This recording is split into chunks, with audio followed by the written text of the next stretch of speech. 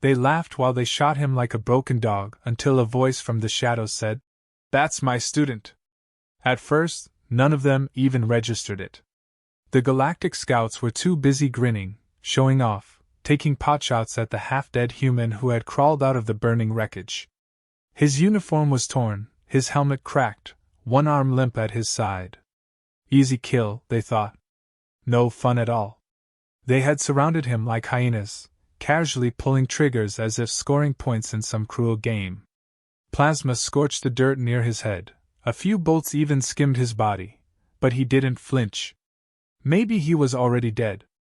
One scout strutted closer, pointing his rifle like a baton and delivering a mocking speech about how primitive species always thought they were tougher than they were. Another scout snorted and wondered out loud if humans had thick enough skulls to bounce bullets.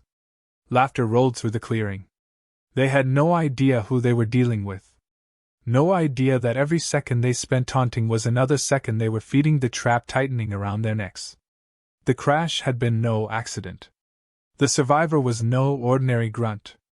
And watching them from the tree line, hidden perfectly in the shifting light and ash of the ruined dropship, was a figure they should have been praying they would never meet.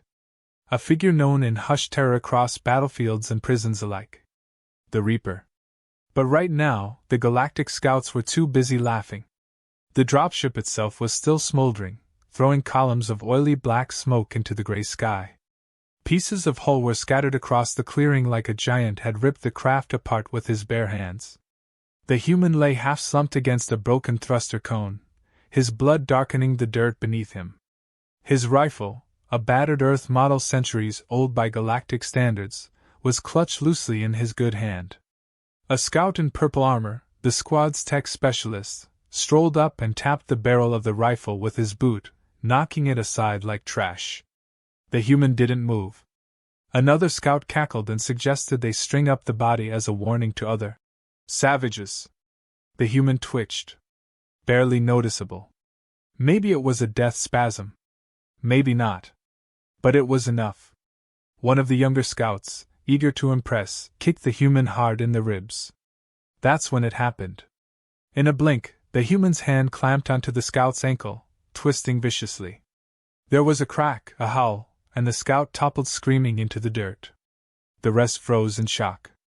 The human was moving, slowly, painfully, but moving. He staggered to one knee, teeth bared in a grimace that could have been a smile or a snarl. His body shook, but his eyes were steady. They weren't the eyes of prey. They were the eyes of something that had survived worse and was calculating just how many of them he could take with him before he dropped. The scouts shouted in confusion, weapons raising, forming a loose firing circle. Orders barked out. No one noticed the way the smoke behind them shifted unnaturally, like something solid was moving through it. No one noticed the faint thud of heavy boots on scorched dirt. One scout fired a panic shot that went wide, searing through the smoke with a crackling hiss. The human barely flinched. Instead, he lunged forward with a burst of savage strength, grabbing a chunk of the broken dropship hull and hurling it like a discus. It smashed into another scout's faceplate with a hollow metallic clang, sending the alien sprawling.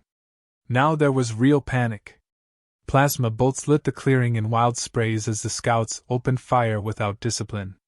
One bolt caught the human across the shoulder, spinning him half around, but he didn't fall. He used the momentum, rolling with the hit, grabbing the wounded scout's plasma pistol and snapping off a shot that caught another alien square in the throat. The scout gurgled, dropping his rifle as he stumbled backward and collapsed. 2 down. 8 to go. The squad leader, a tall scout with a red stripe down his helmet, barked orders again, trying to restore control. Form up. Overwhelm him. But fear had already seated itself in their ranks. One scout tripped over another's foot and fired a shot that missed both the human and the nearby tree he was aiming for. Another shouted about seeing movement in the trees and sprayed a full magazine into empty foliage. The wounded human didn't press the attack. He didn't have to. He just stood there, blood dripping from his side, grinning that maddening, broken grin. And then the voice came again, clearer this time, echoing from the smoke and wreckage. "That's my student." The scouts froze. Even the human stiffened, recognition flashing across his battered face. The squad leader turned slowly toward the source of the voice, his plasma rifle trembling slightly. A shape emerged from the smoke. Dark, hulking, armored in battered black plating scarred with 100 campaigns. A helmet that looked almost human, except for the sharp lines and the single red eye burning behind the visor. The Reaper. Stories about him were battlefield myths. Campfire horror tales among the alien ranks. Some said he wasn't even human anymore, just a machine built from Earth's hatred. Others said he was the last of some ancient Black Ops unit, a relic of humanity's ugliest wars. Whatever the truth, one thing was certain: when the Reaper appeared, armies vanished. Whole battalions went dark without firing a shot. The squad leader barked something in his native tongue, something like a challenge, something desperate. The Reaper tilted his head, almost curious. Then he stepped forward, slow and deliberate. The squad leader opened fire. Plasma bolts ripped toward the black-armored figure, and passed through empty air. The Reaper moved with a grace that should have been impossible for something his size, weaving through the plasma storm like smoke itself. In a flash he was inside the circle, driving an armored fist into the nearest scout's gut. The alien folded instantly, his armor buckling with a sickening crunch. Another scout raised his weapon, only to have it ripped from his hands and shattered against a tree. The human, wounded but grinning like a madman, staggered to the Reaper's side. The Reaper looked down at him, one hand still smoking from the plasma deflection. There was a moment between them, respect, command, pride, all wrapped into a nod. Then the Reaper turned his burning gaze back to the trembling scouts. This was his test, he said, voice low and grim. You were just the volunteers. The scouts broke ranks, panic overtaking discipline, but it was far too late. The Reaper moved like a scythe through wheat, cutting them down one by one. Each death was efficient, almost merciful compared to the brutality they had intended for the human. Plasma scorched the air, metal cracked and split, and alien screams echoed across the ruined landscape. The crash site was no longer a battlefield. It was an execution ground. And the Reaper had come to collect. Would you like me to now continue with Chapter 2, another 1,000 words, keeping the same style and intensity?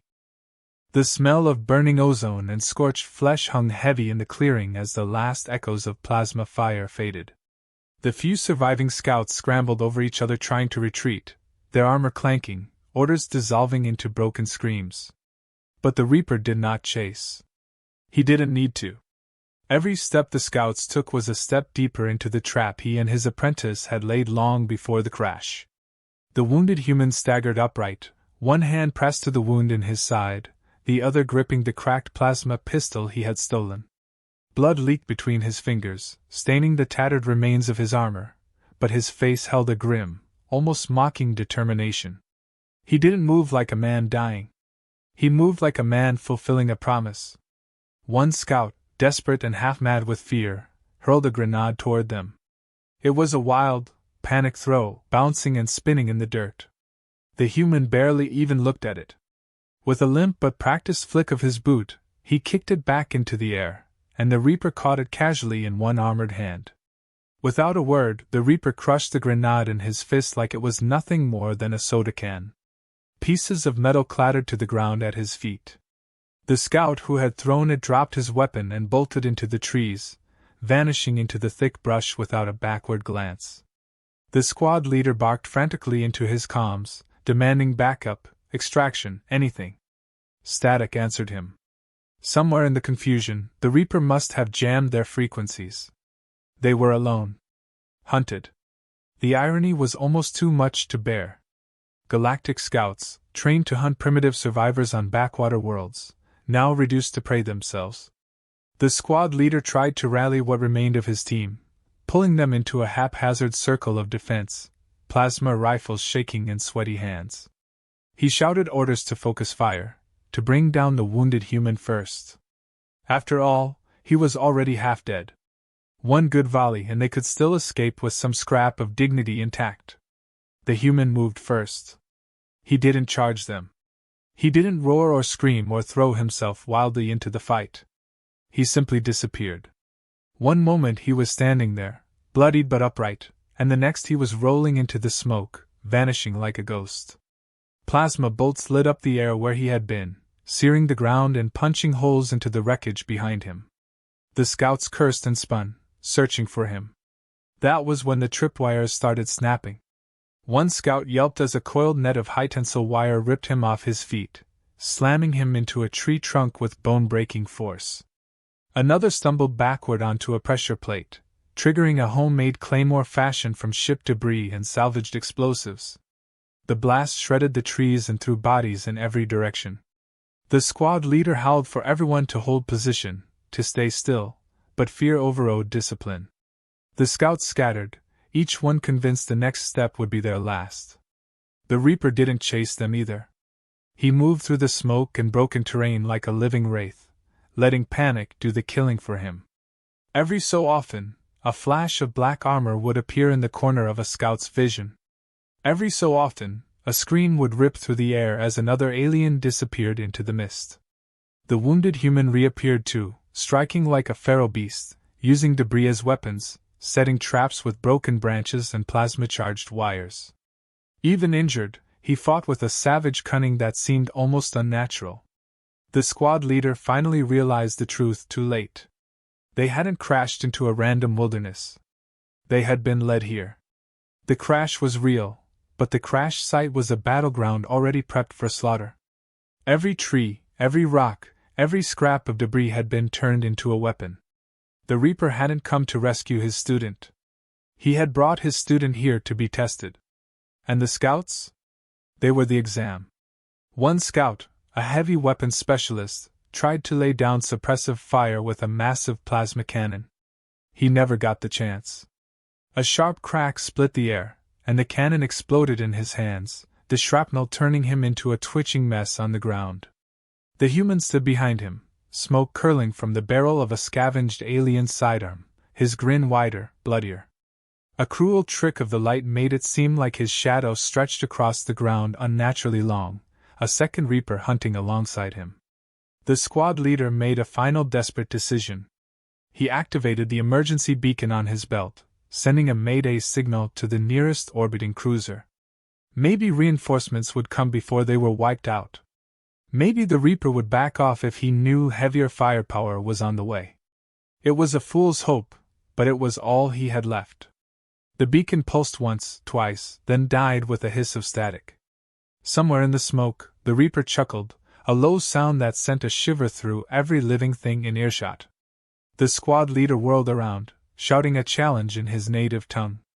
If he was going to die, he would die fighting. He raised his rifle, and the human shot it out of his hands from 50 meters away.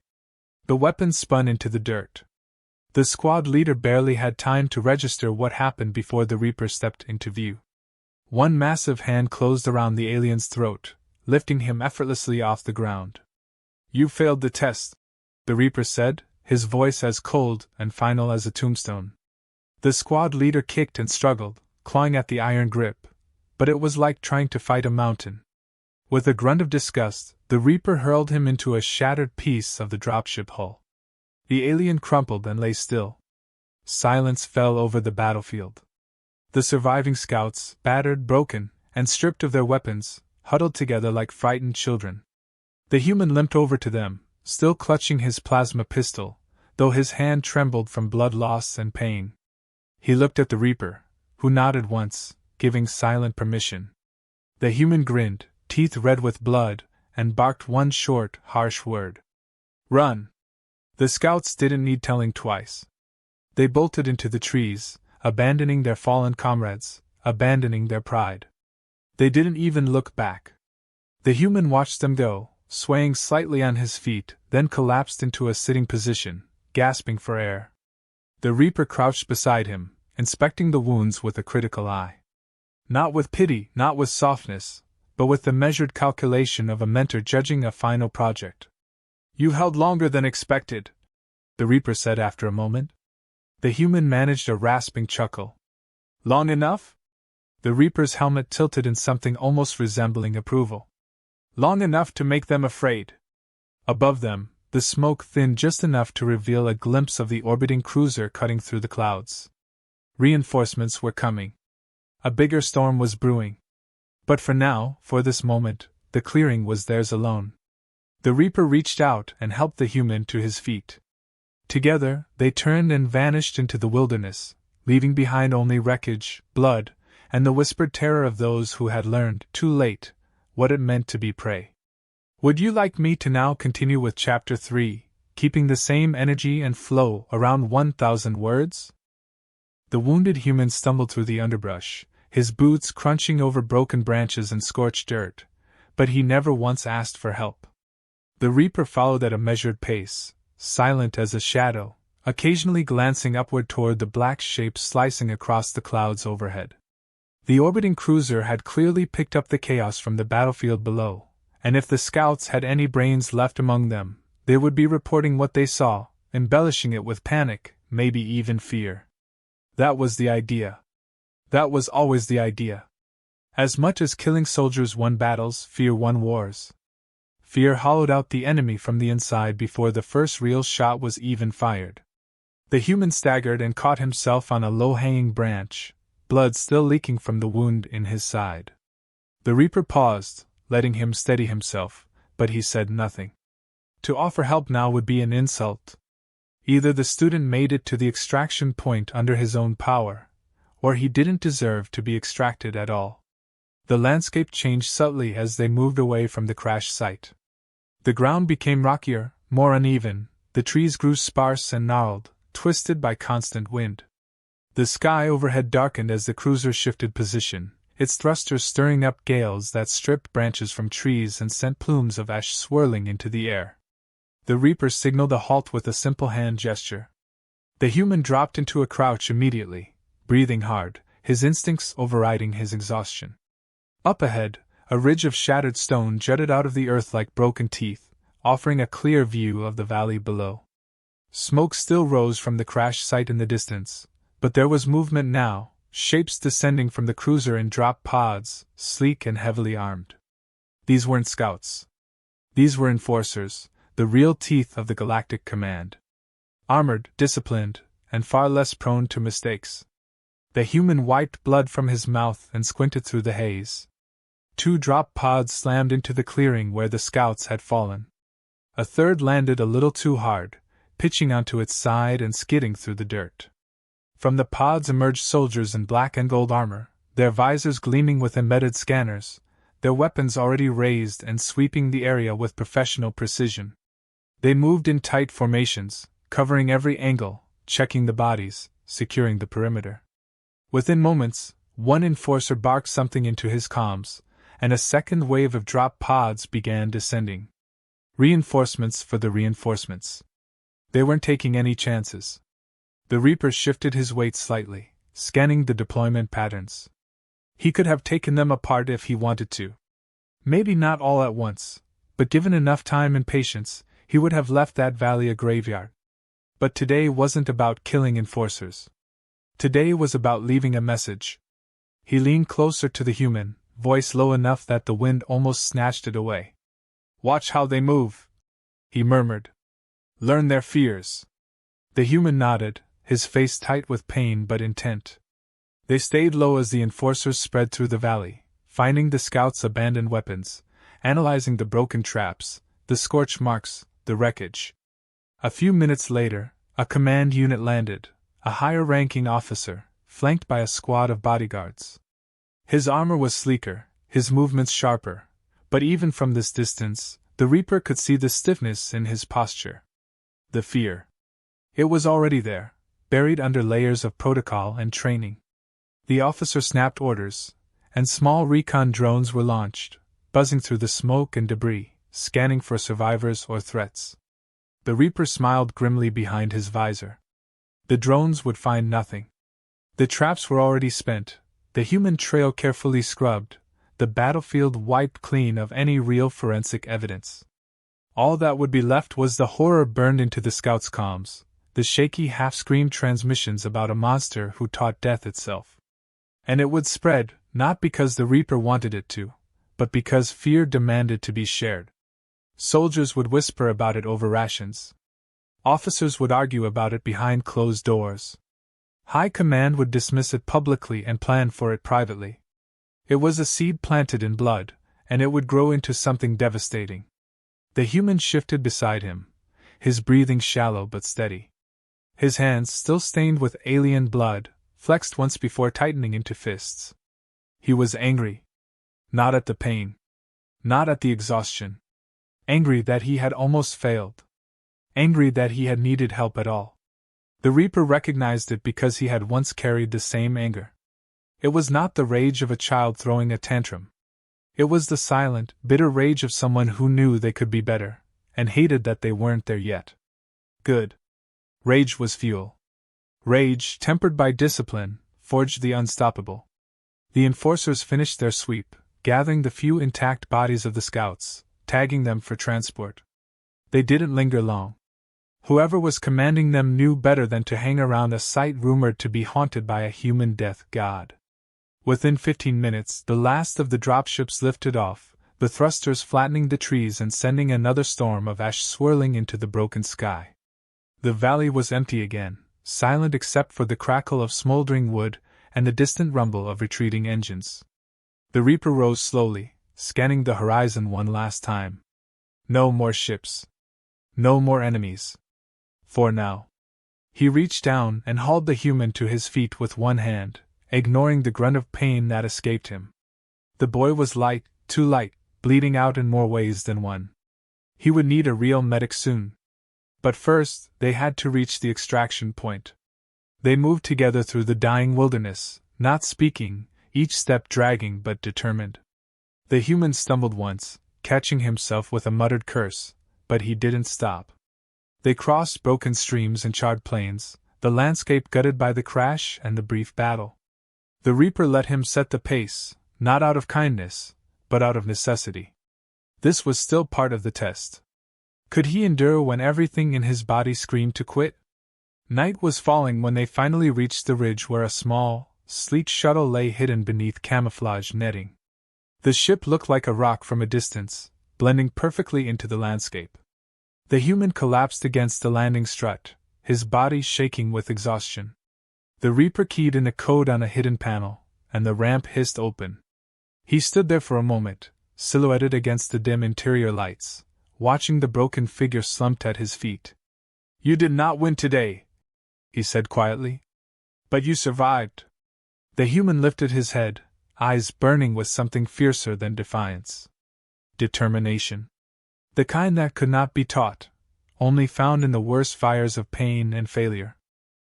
The shuttle lifted off without ceremony, engines muffled to a low hum to avoid detection from any remaining orbital scouts. Inside, the human sat strapped into a narrow seat, his head resting against the cool metal wall, eyes half closed. His armor was a ruin, his body little better, but he held himself upright, refusing to show weakness in front of the Reaper.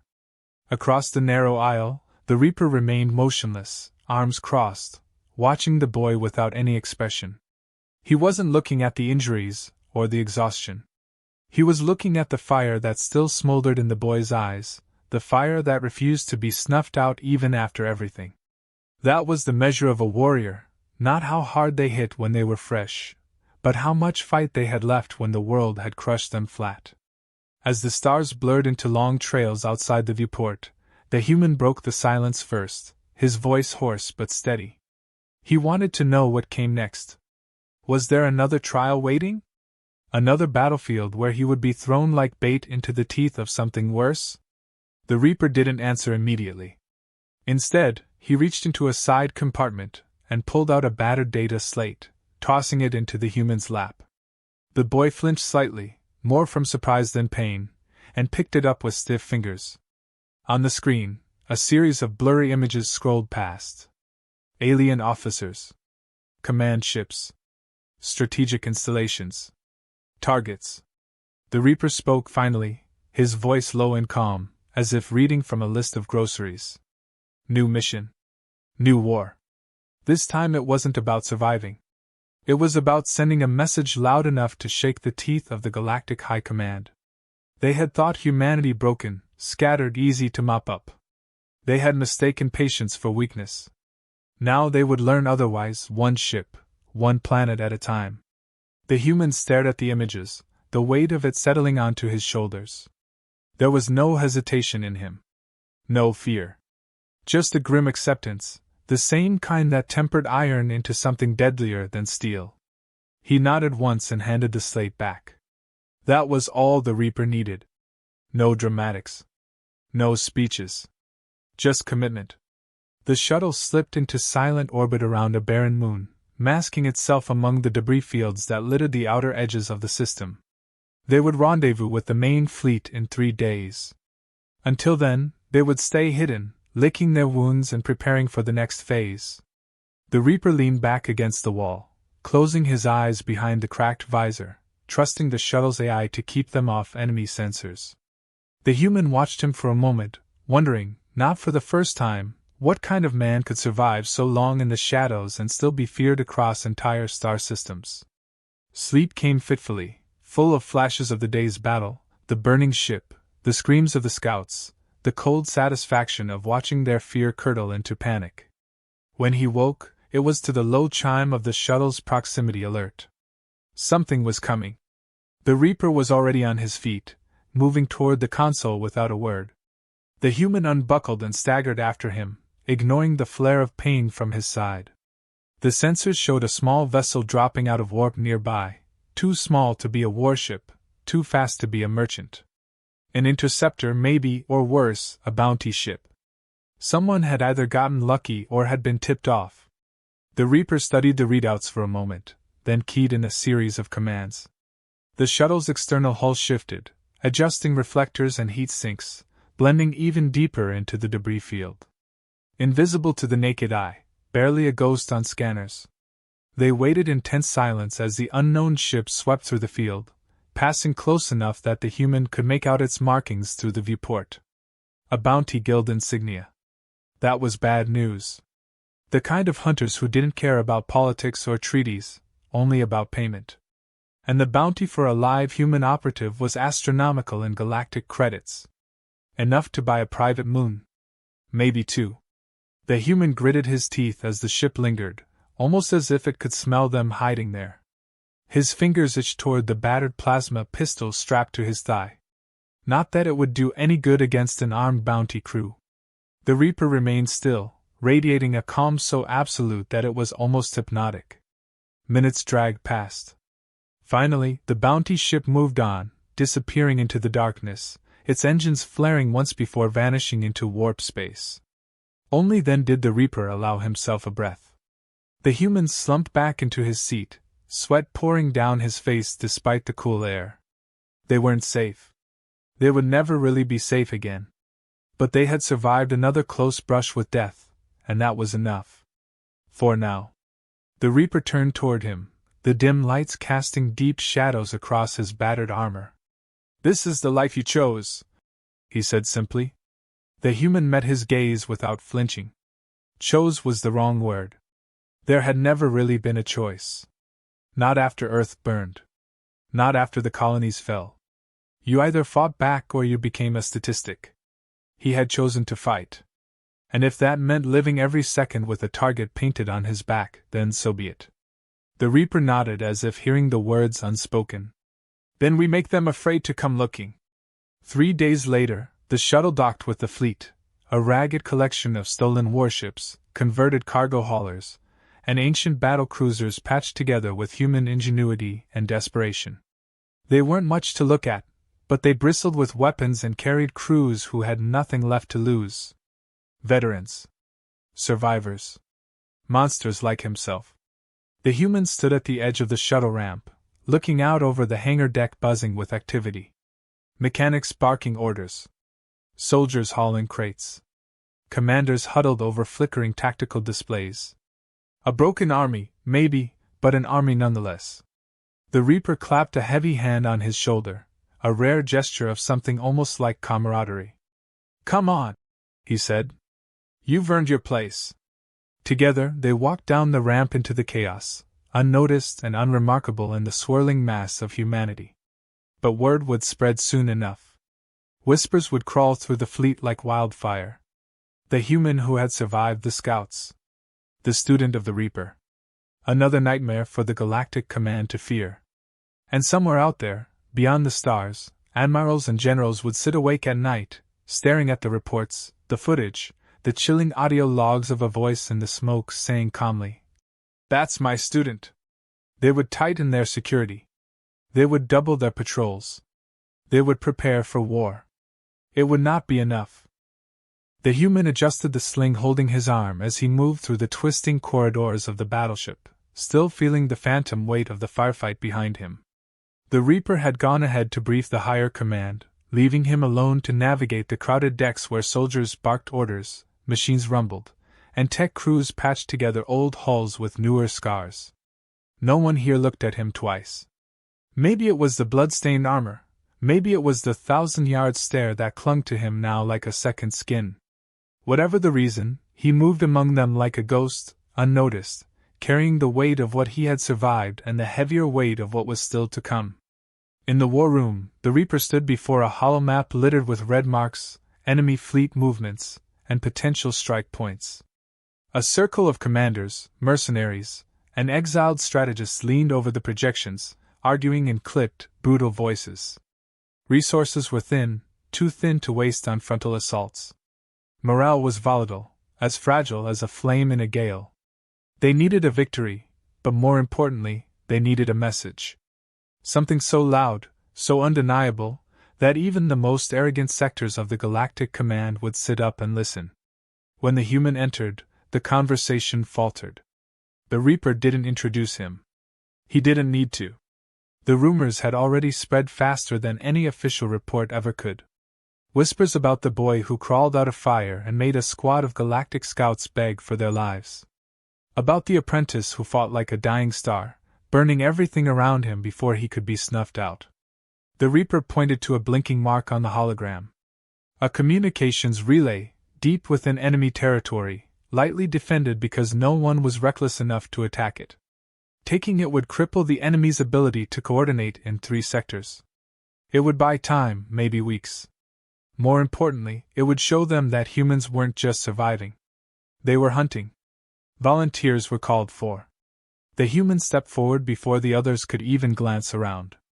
His voice cracked slightly from exhaustion, but the meaning was clear. He would go. The Reaper's gaze was unreadable behind the scarred visor, but there was a pause, a weight to his nod before he spoke. The human would not go alone. A small team would accompany him, veterans who had survived worse odds, each of them carrying their own grudges against the Galactic Command. Warriors without homes, soldiers without flags, bonded only by the simple, savage desire for vengeance. Preparation was swift. Weapons checked and rechecked. Armor patched. Old rivalries between squad members flared and died just as quickly under the crushing pressure of the mission ahead. In the dark hours before launch, the Reaper found him alone on the observation deck, staring out at the battered fleet arrayed in silent defiance against the stars. Without a word, the Reaper held out a small object, a patch, old and worn, the symbol of a unit so classified that even whispers of its name had been scrubbed from official records. The human took it reverently, feeling the weight of it settle into his palm. Acceptance. Acknowledgement. Not as a student anymore, but as something more. He pinned it to his chest without hesitation, the simple motion sealing a vow heavier than any spoken oath. When they launched, the stolen transport vessel barely stayed ahead of the enemy patrols.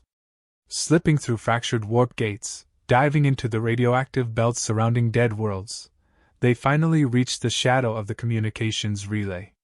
It loomed above them, a skeletal tower pulsing with power, its defenses minimal but not absent. Automated turrets, patrol drones, a few skeleton crews bored into complacency. They moved under cover of an ion storm, the electrical chaos scrambling sensors just long enough for them to make their approach. The plan was simple: hit fast, hit hard, destroy the main relay, and scatter before the inevitable retaliation crushed them. The human led the charge, his squad fanning out around him. For a moment, it felt almost easy. Drones fell in showers of sparks, guards crumpled under silenced fire, the tower's perimeter breached with a precision that would have made any Black Ops unit proud. But ease was always a lie in war. Halfway to the main control hub, alarms screamed to life. A secondary garrison, hidden in underground bunkers, poured out into the facility, catching them in a brutal crossfire. Plasma bolts tore through the air, slicing trenches into the ground. The squad fought with savage efficiency, covering each other, pushing forward 1 bloody meter at a time. The human took a hit across his already wounded side, the force of it spinning him into cover behind a fractured column. Pain flared so bright he nearly blacked out, but he bit down hard enough to taste blood and pushed himself upright. There was no retreat. There was only forward. The relay's power core was visible now, humming and exposed. One good detonation would cripple the entire sector's communications. The squad's demolition expert, an old soldier with more scars than face, charged forward with the explosives pack. A sniper bolt from one of the towers caught him square in the chest, slamming him into the dirt before he could reach the target. Without thinking, the human sprinted from cover, plasma bolts tearing the air around him. He hit the ground in a skid, grabbing the pack, feeling the heat of energy weapons vaporizing chunks of earth inches from his body. With a roar more of defiance than pain, he hurled himself toward the core, slamming the charges into place, setting the timer with shaking fingers. 5 minutes. A lifetime in a battle like this. The squad rallied around him, creating a desperate defensive ring as the enemy forces closed in. They would never make it out in time. They all knew it. The human knew it. But the Reaper's voice, cold and clear, echoed in his memory. You make them fear the price of victory. You make them regret every step closer. As the enemy troops swarmed closer, the human stood tall among the rubble, his pistol in one hand, a scavenged rifle in the other. His squad fought to the last breath, buying seconds with blood, their bodies falling one by one around him. He kept firing until the rifle clicked dry, then switched to his pistol, a rhythm of death carved into every heartbeat. The first shockwave threw him backward, a wall of heat and force slamming into his broken body. He hit the ground hard, tasting dirt and blood, hearing nothing but a high-pitched ringing in his ears. Above him, the tower disintegrated into a blossom of fire, molten metal raining from the sky. Enemy soldiers staggered, fell, were swallowed by the inferno. Somehow, he crawled free of the worst of it, dragging himself into a broken service tunnel as secondary explosions ripped the relay apart. By the time enemy reinforcements arrived, there was nothing left to save, nothing left to recognize. Only smoke, ash, and shattered dreams. The human lay half-conscious in the darkness, every breath a knife in his ribs, but he smiled anyway. They would hear about this. They would remember. A handful of broken soldiers had gutted their precious relay under the noses of their best and brightest. And somewhere, deep in the black between stars, the Reaper would be smiling too. His student had passed the test in blood and fire. Not just surviving anymore. Becoming the nightmare the galaxy had once feared. It had only just begun.